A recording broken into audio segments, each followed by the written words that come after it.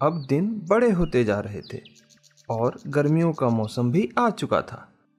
टूनी गर्मी से बेदम होकर बाहर मीनू मौसी से बात कर रही होती है। अरे मीनू मौसी, इस साल तो अभी ही इतनी गर्मी पड़ रही है, आगे तो और बढ़ेगी। हाँ टूनी, गर्मी से तो हाल मेरा भी बुरा है और हवा तो मानो अब चलने वाली ही नहीं। ऊपर से घर में तो बिल्कुल नहीं रहा जाता। हाँ मीनू मौसी, सबों का हाल तो यही है। अभी तो सुबह शुरू ही हुई है, आगे जाने क्या होगा। तभी राजा का एक खबरी उनके पास आता है और कहता है, सुनो सुनो सुनो, राजा ने कहा है गर्मियां बढ़ती जा रही हैं, इसलिए सभी को जो भी काम हो सुबह या शाम में ही कर लें, क्योंकि दोपहर में निकलना घातक हो सकता है। और इतना कहकर वह वहां से चल पड़ा। हाँ हाँ, हम सब इसका ख्याल रखेंगे। अरे मीनू मौसी, हमें भी कुछ दाने ले आने चाहिए, वरना दोपहर में निकलना मतलब जान की बाजी लगाना होगा। ठीक कहा टोनी, तू ले आ जाके, मैं कल जाऊंगी। आज भर तो है दाने मेरे पास। अच्छा मासी, मैं दाने लेकर अभी आई। और वह चल पड़ती है। जंगल के पास के खेतों में पड़ी कुछ दाने की वालियां वह बिनने लगती है। जब वालियां ठीक ठाक हो जाती हैं तो उन्हें लेकर वह अपने घर की तरफ चल पड़ती है। चलते चलते रास्ते में उसे जग्गू हाथी कीचड़ के तालाब में खड़ा मिलता है। उसके पूरे शरीर पर कीचड़ लगा होता है। तब टूनी उसके पास पहुंचकर कहती है, नमस्ते जग्गू दादा, आप कैसे हैं?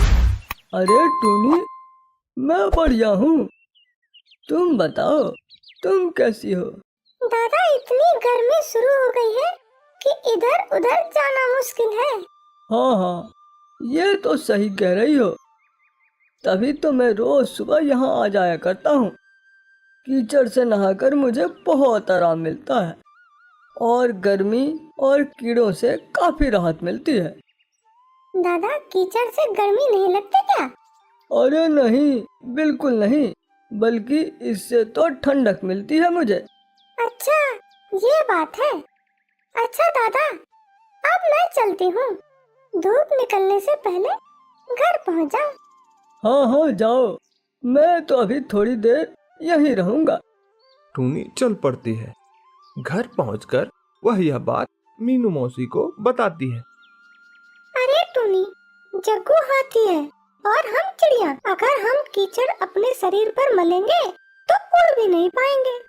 ठीक है मासी, मैं कोई दूसरा उपाय सोचती हूँ। फिर अगली सुबह टूनी उसी कीचड़ के तालाब से कीचड़ ला लाकर जमा करने लगी। जब ये सब मीनू मौसी और उसके एक और पड़ोसी कल्लू ने देखा तो कहने लगे, अरे टूनी, ये क्या कर रही है? अरे टूनी बहन, पता नहीं तुम्हें ये सब किसने बताया, पर ऐसा कुछ नहीं होगा।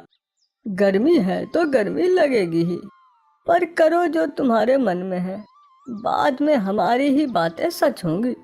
चलो मीनू मौसी, हम दाने ले आते हैं दोपहर होने से पहले। और वे दोनों चल पड़ते हैं। इधर टूनी उन मिट्टी से अपना घर बनाने में जुट जाती है। फिर जब कुछ दिन में घर बनकर तैयार हो जाता है तो उस घर में बहुत ठंडक होती है। मीनू मौसी भी उसके घर के अंदर जाती है। अरे वाह टूनी, तूने तो कमाल कर दिया, यहाँ तो गर्मी का पता ही नहीं चल रहा। तभी कल्लू कौवा भी आ जाता है। वाह वाह टूनी बहन, आपने क्या घर बनाया है। मीनू मौसी, हमें भी टूनी की तरह अपना घर मिट्टी से बना लेना चाहिए।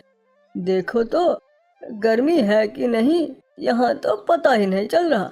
हाँ हाँ, हम भी कल से अपना घर बनाने में लग जाएंगे, मगर आज तो मैं कहीं नहीं जाने वाली, इसी घर में रहूंगी। हाँ हाँ, क्यों नहीं मौसी, आज आप यहाँ मदद करूंगी आप दोनों की। धीरे धीरे यह खबर राजा को भी मिली और वह टूनी को बुलावा भेजा। जब टूनी वहां जाती है तो सारी बात जानने के बाद राजा साहब ने भी टूनी जैसा घर बनाने का आदेश दिया।